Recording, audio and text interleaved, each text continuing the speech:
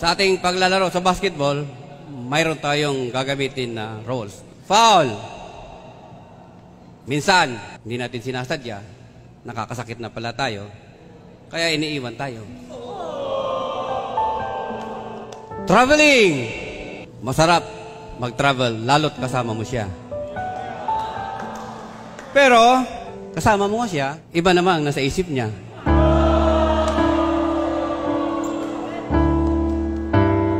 Out of bounds.